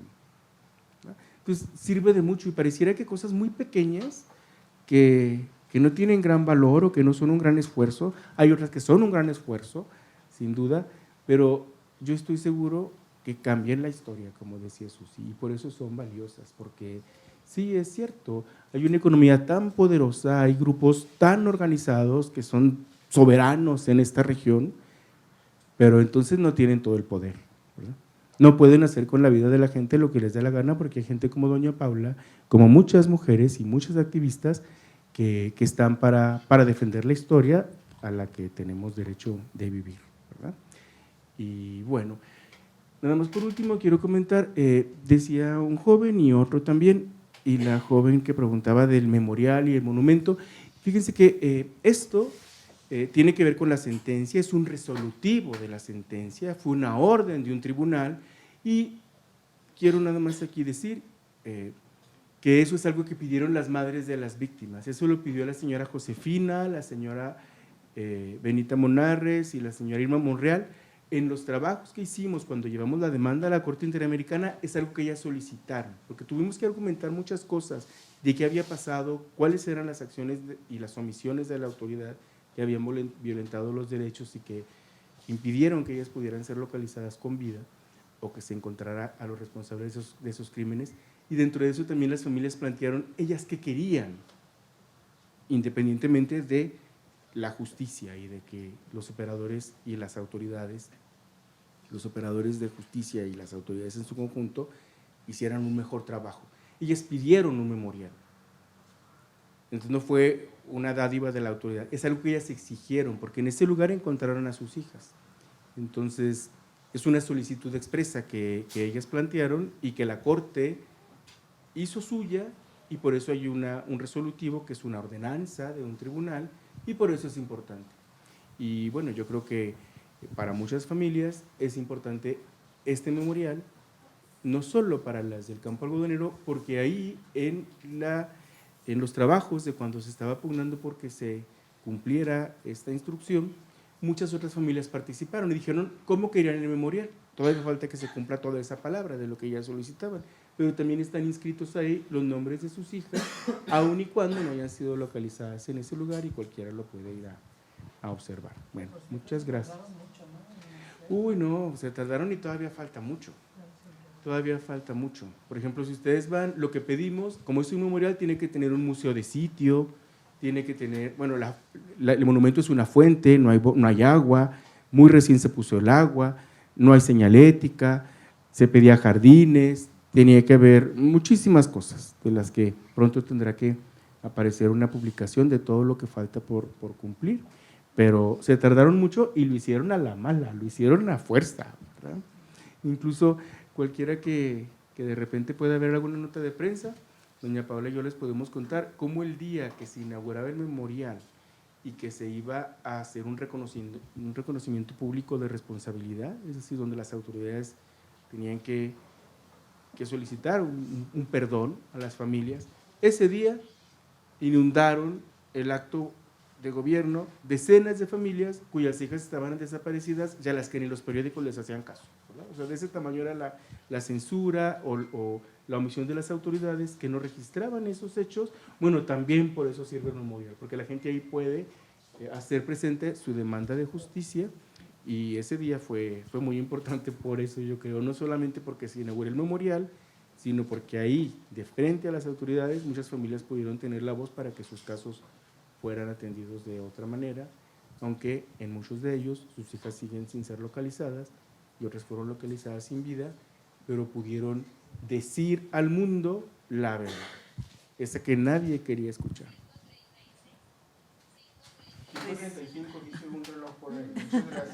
Bueno, vamos a pasar la voz, ¿sí? No sé si Paula o Elpidia quiera tomar el micrófono. Se me hace que a la inquietud de una señorita que preguntó qué rutas podían seguir y todo eso, la verdad yo ignoro cómo resolver eso, pero creo que sí es una inquietud del estudiantado, la falta de seguridad para salir con seguridad del área de la universidad y abordar sus transportes y todo eso. Yo creo que la universidad, las autoridades correspondientes podrían desarrollar algo, ¿no? Me imagino. Entonces, no sé qué autoridad deben de llevar esa solicitud para que se concrete en algo que ustedes puedan tener, ¿verdad? Pero sí es muy importante.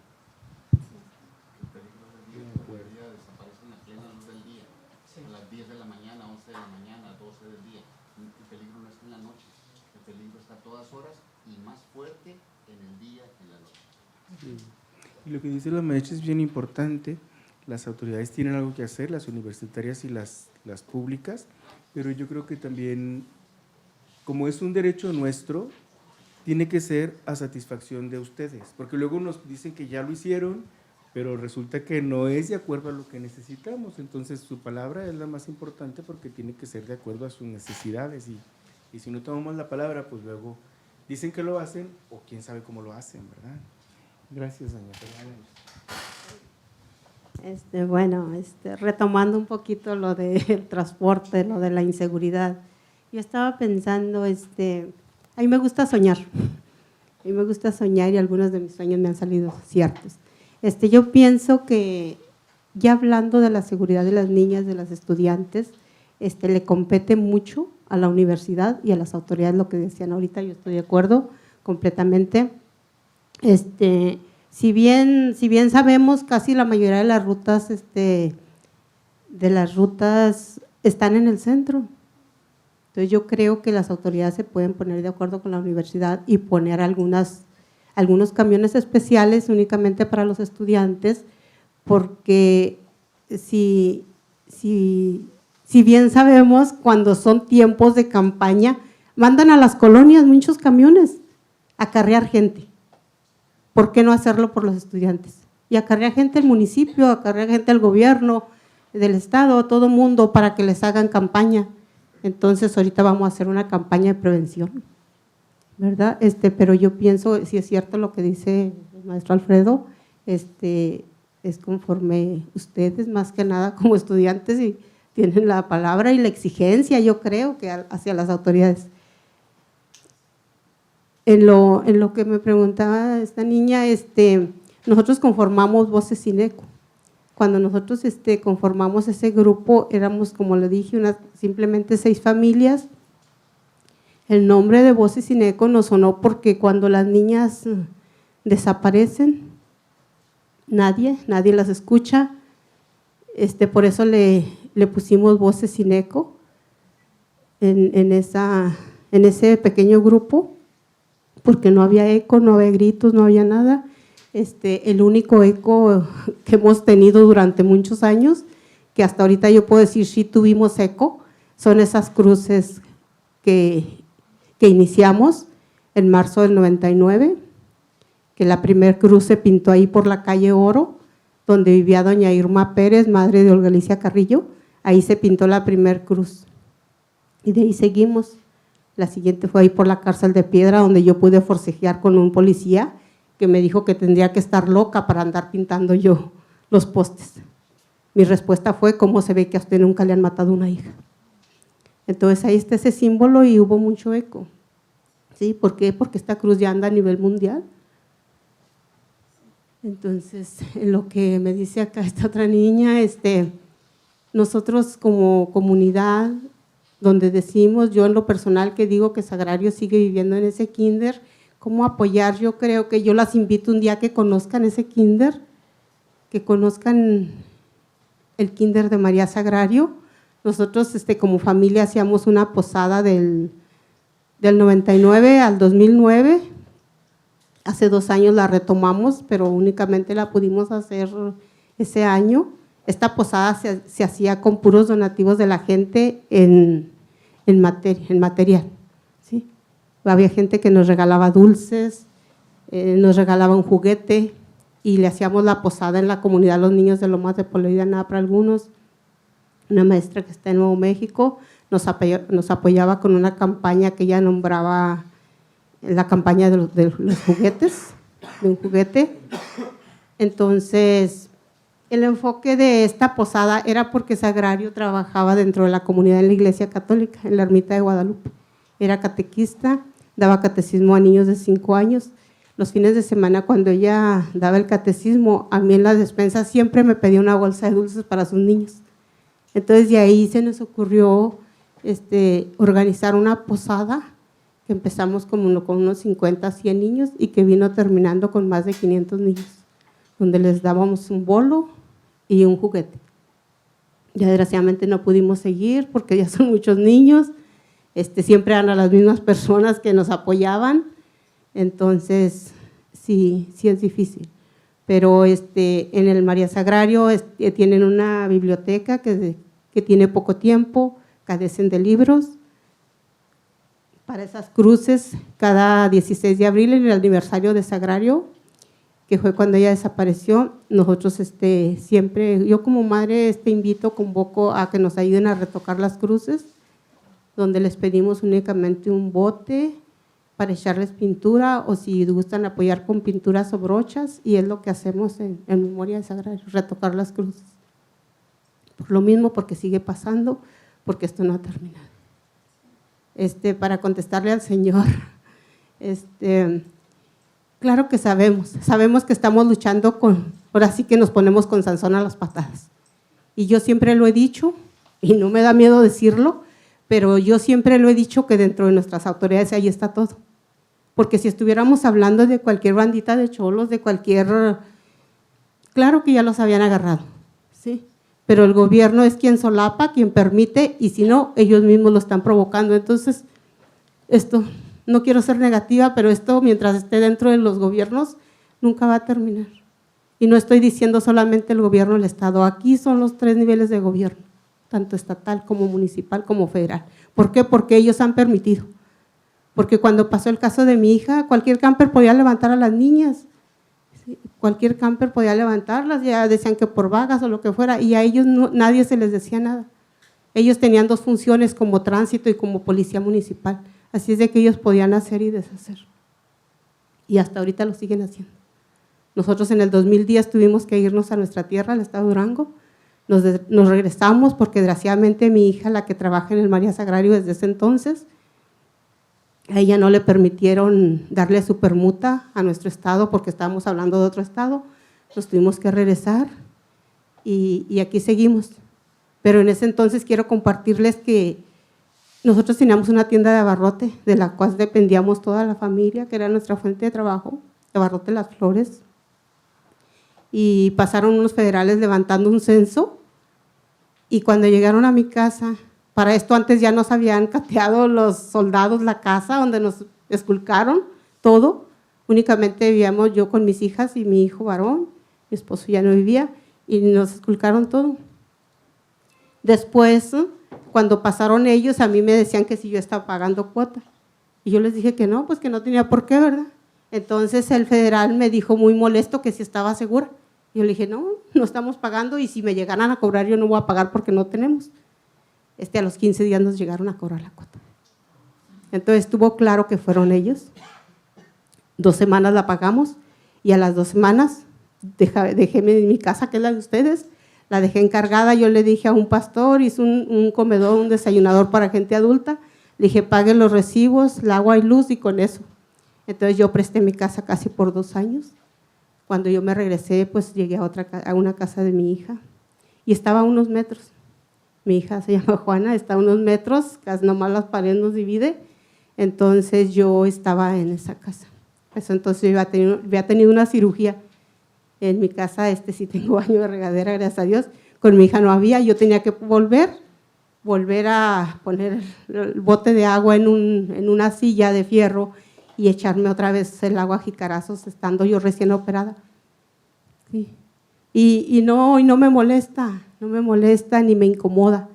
Lo que se me hace es injusto, que nosotros teniendo hasta nuestra casa ni siquiera podíamos disfrutarla. Sí. Porque yo decía, no es posible que yo estoy a unos 4 metros de mi casa y no puedo entrar, porque yo no sabía si nos íbamos a volver a ir. Entonces, esas son las injusticias que yo le atribuyo al gobierno.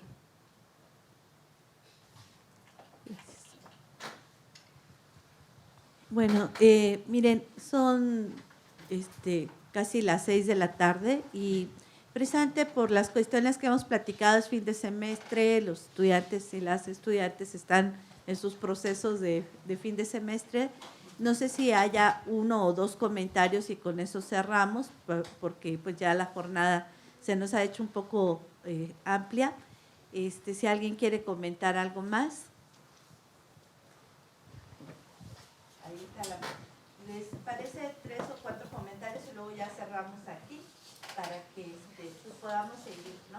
Por acá vienen las manos. Buenas tardes.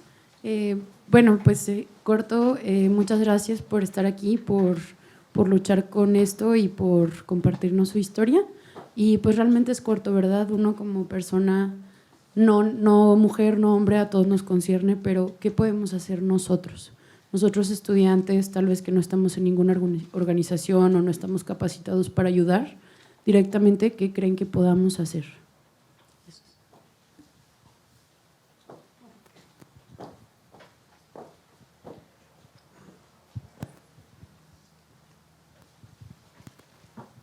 Bueno, primero que nada, buenas tardes.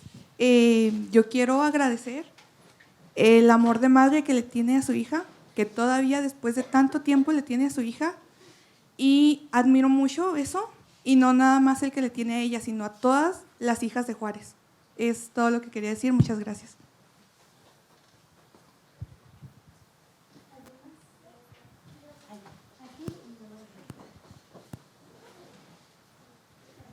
Sí. Bueno, buenas tardes. No soy muy buena para hablar en público, pero quería hacer un comentario.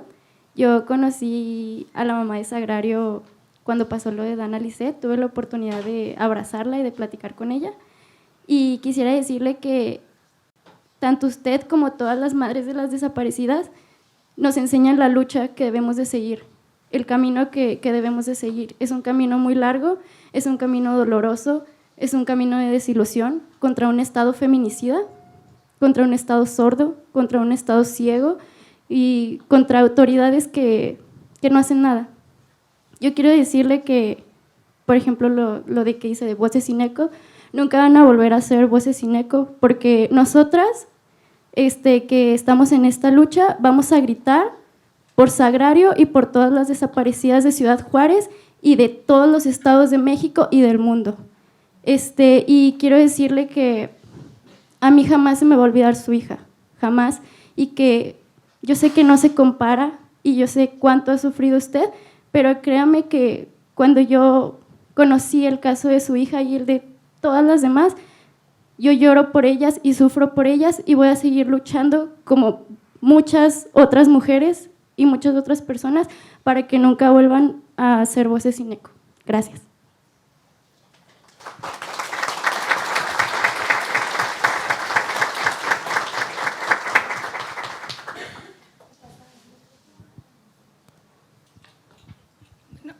Me parece algo increíble realizar un cuento, una historia, cargando un tema tan delicado como este, pero siempre se puede aprender y tratar de buscar un punto ficticio, pero de todos modos que lleve un gran valor y una gran importancia.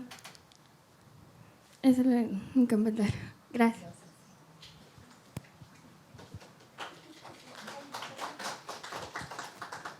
Buenas tardes. Yo les quiero agradecer su tiempo, su espacio y que sean esas voces que ya no tienen eco. Yo soy hermana de María Guadalupe Pérez Montes. Los conozco a través de mi mamá, que es quien, al igual que la señora Paula, ha andado en la lucha, ha sido una activista y una guerrera. La verdad, les digo a todos que cada vez que ustedes comparten una fotografía, cada vez que ustedes escuchan este tipo de pláticas, cada vez que ustedes difunden cualquier comentario que escuchan, es una ayuda para nosotras las familias. El que haya este tipo de foros nos abre a nosotros la pauta para que todo el mundo se dé cuenta de lo que está pasando, todo lo que falta por hacer y todo lo que las autoridades están dejando de hacer y que tienen que hacer la señora Paula, el profesor Limas. Esto lo debería estar haciendo la autoridad, mas sin embargo todavía no alcanza para eso. Yo agradezco que nos brinden su sabiduría, su paciencia, su apoyo, porque yo he estado del lado de la señora Paula y es horrible venir a escuchar esto, ver el nombre de tu hermana en una estadística, pero se les agradece. Y de veras, cada que ustedes vean una fotografía, cada que les caiga en las manos una pesquisa, el que ustedes la vuelvan a enviar es un minuto más de vida para una persona. La mía no tuvo tanta suerte, pero yo creo que con este tipo de actos se puede hacer mucho por las que faltan. No queremos una más. Entonces, muchas gracias.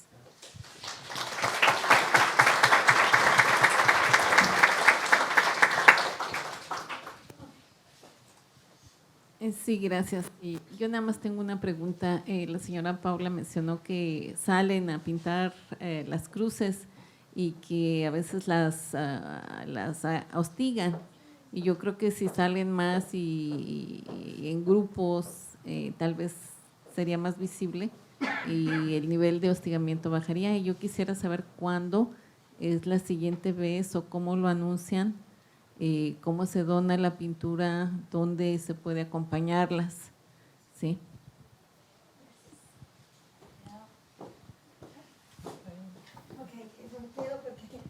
Bueno, pues yo agradecería que vayamos cerrando este diálogo y pues agradecer muchísimo este conversatorio que mucha falta nos hace a todas y a todos. quiero bajar a abrazar a mis alumnas, pero aquí va el abrazo y ustedes son la luz, ¿sale? Bueno, yo gracias por estar aquí. Yo pienso que a la pregunta suya, ¿verdad? Pues es muy difícil, ¿verdad? Porque hay tanto que hacer y en tanto frente que es no sé, es bastante inabarcable. Pero sí que podemos hacer mucho más todavía cada uno, como ya se mencionó. Pero una cosa que yo sí considero que hace falta y que no hemos hecho, no estoy muy segura por qué, pero no hemos salido en masa a la calle a protestar contra toda esta violencia que nos está aniquilando, no solamente a mujeres, sino también hombres y niños. Entonces, sí que salen a veces grupos pequeños, pero vemos pues que no hay apoyo. Entonces, yo creo que lo que necesitamos es organizarnos, planear manifestaciones de una manera más, donde podamos invitar diferentes agrupaciones, diferentes instituciones, hacerlo en un día en el que podamos ir todos, hacerlo con tiempo, porque a veces las organizan como de 2 días atrás y que vamos a juntarnos a protestar y no, pues es que así no se puede, así no es la vida, ¿verdad? La vida es muy complicada. Entonces yo creo que lo que deberíamos hacer es decir tal día, tal fecha, a tal hora, y vamos a estar todas estas agrupaciones y vamos a llevar volantes y vamos a llevar sonido y vamos a llevar gente que hable, ¿no? Y que diga algo con sentido, ¿sí? Como se hacía en los 70s, ¿verdad, Agustín? Cuando se hacían ese tipo de manifestaciones y sí que la gente se juntaba. Debe ser en lugares céntricos donde la gente también se una, porque lo que tenemos que hacer es visibilizar esto. Ya tienen luchando muchísimos años, ¿no? Ya desde el 90 hasta casi a principios del 2000 y no ha pasado nada, seguimos viendo todo esto. Entonces ya estamos hartos todos. ¿Y por qué no salimos? ¿Por qué no lo hacemos?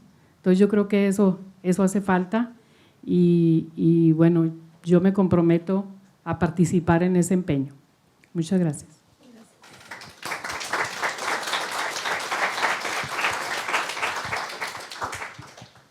Bueno, ya referente a lo de las cruces, yo en lo personal siempre a veces publico a través de Facebook, que no le sé mucho, pero bueno, ahí andamos. Yo he publicado a través de los medios también, que nos han abierto las puertas, como antes era el periódico del Norte y el Diario de Juárez. El Diario de Juárez también todavía a veces nos apoya. Entonces, siempre yo publico. En una ocasión, cuando íbamos a pintar las cruces del Camino Real, allá por Anapra, cuando se publicó que íbamos a pintar, también tuvimos la amenaza del presidente Teto Murguía, que dijo que si pintábamos ahí íbamos a dar a la cárcel, mas sin embargo lo hicimos y claro que no, ¿verdad? Ya sería el colmo que todavía nos llevara a la cárcel. Pero sí, este 16 de abril que pasó de este año, yo pude contar las gentes, únicamente éramos como unas 5 o 6 personas, ¿sí? Pintando lamentablemente estas cruces. A mí me sorprende cómo todavía hay gente y se arrima y nos pregunta en qué consiste esa pinta, cuando todas la conocemos, cuando todos sabemos qué representa. Pero bueno, pues así hay gente que mientras no nos pasa, no nos concientizamos, no nos informamos. Entonces, es cuando realmente yo convoco para hacerlo en memoria de Sagrario, el 16 de abril. Sí les quiero decir que lo que dice la señora, sí es cierto. Hay veces, a mí me gusta, yo soy de las que les digo a mis hijas, yo soy el 24 de febrero, hay que levantar la bandera el 24 de febrero. Entonces, a mí sí me gusta hacerlo el 16 de abril, sea lunes, martes, el día que sea, ¿sí? Entonces, también a lo mejor por eso.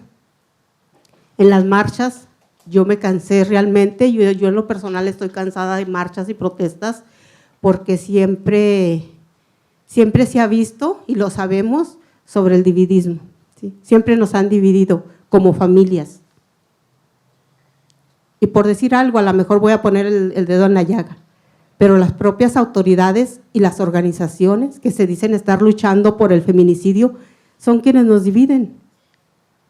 Porque lamentablemente dentro de las organizaciones se apropian de nosotros como madres. Tú no puedes ir allá porque tú estás en este grupo y tú no puedes hablar ahorita, yo te voy a decir cuando hables. Entonces yo siempre lo he dicho, yo como madre de Sagrario, yo soy la voz de mi hija, en cualquier conferencia, en cualquier cosa, yo digo, yo primeramente le pido a Dios que me dé palabras para hablar y enseguida a mi hija y mientras yo viva, Sagrario vive, porque soy la voz de mi hija.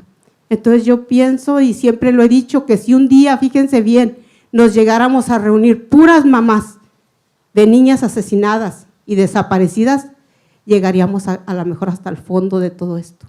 ¿Por qué? Porque vamos a hablar cómo coinciden ellas, lo que ahorita se hablaba en las edades, en el pelo largo, en su forma de ser. A mi hija le gustaba cantar en el coro de la iglesia, le gustaba escribir poemas, estaba aprendiendo a tocar guitarra.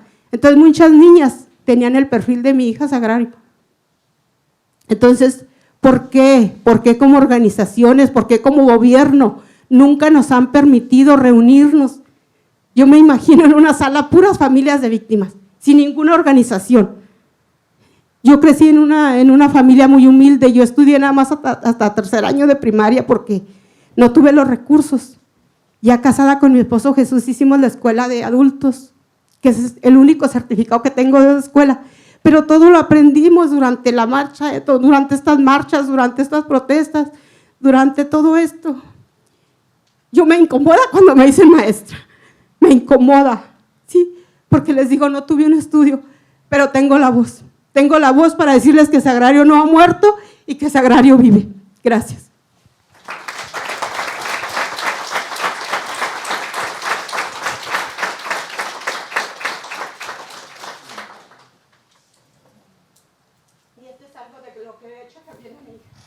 Como mamá, también nos juntamos en Sedimac y me ofrecí para enseñarles un poquito a las madres que no sabían bordar y hacer algo a nuestras hijas.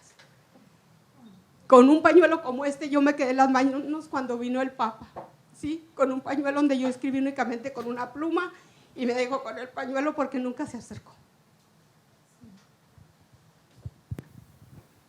Gracias, doña.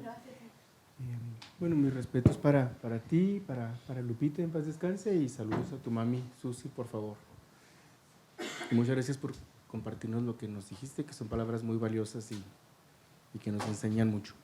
Y para terminar, doña, yo le quiero pedir permiso, yo sé que le mandó, bueno, ya leyó la carta que le mandó Lucy. Me deja leer una carta que le mandó un estudiante a doña Paula y a mí. Nos invitaron en diferente momento a dar una clase por internet con una universidad en Nueva York, y bueno, es una carta que entonces no he leído. Voy a leer de Marta Cheu. Entonces voy a leer unos fragmentitos porque es un poquito larga. Voy a leer algunas palabras. Estimada señora Flores, mi nombre es Lucy Hort-Kartner y soy una de las estudiantes de la Clínica de Derechos Humanos de la doctora Marta Cheu Sánchez. Muchas gracias por tomarse el tiempo de hablar con nosotros. Eso significó tanto para mí. Su historia ha sido crítica para avanzar mi aprendizaje, como en el tema del feminicidio. Veo que su historia, como en los casos del campo algodonero, son muy similares. No entendía qué grande era el problema hasta que hablamos con usted. Su historia me ayudó a darme cuenta de cuánta tragedia ha habido y cuánta inacción, la insensibilidad, la impunidad y la discriminación del gobierno. Muchas gracias por ayudarme a comprender mejor toda esta horrible historia. Su historia también me convenció como estadounidense. En nuestra clase hemos hablado mucho sobre cómo mi país ha causado tantos problemas en su país. Por ejemplo, hemos aprendido cómo los Estados Unidos comenzaron, apoyaron y alentaron la guerra contra las drogas, lo que ha conducido a la terrible violencia que ustedes conocen también. Esto es horrible para mí y no lo apoyo, pero como estadounidense soy cómplice y nunca podré arrepentirme lo suficiente. Espero ser una activista como usted. Sé que soy una mujer muy lejana, pero sepa que su trabajo e historia han marcado una diferencia en mi vida. Es maravilloso saber que usted planea seguir hablando. Continuaré hablando sobre lo que creo también, especialmente después de aprender de usted y de la diferencia que puede hacer una persona. Le deseo todo lo mejor y le expreso mi sincero agradecimiento por hablar con nosotros y por hacer que María Sagrario González Flores siga viva. Sinceramente, Lucy.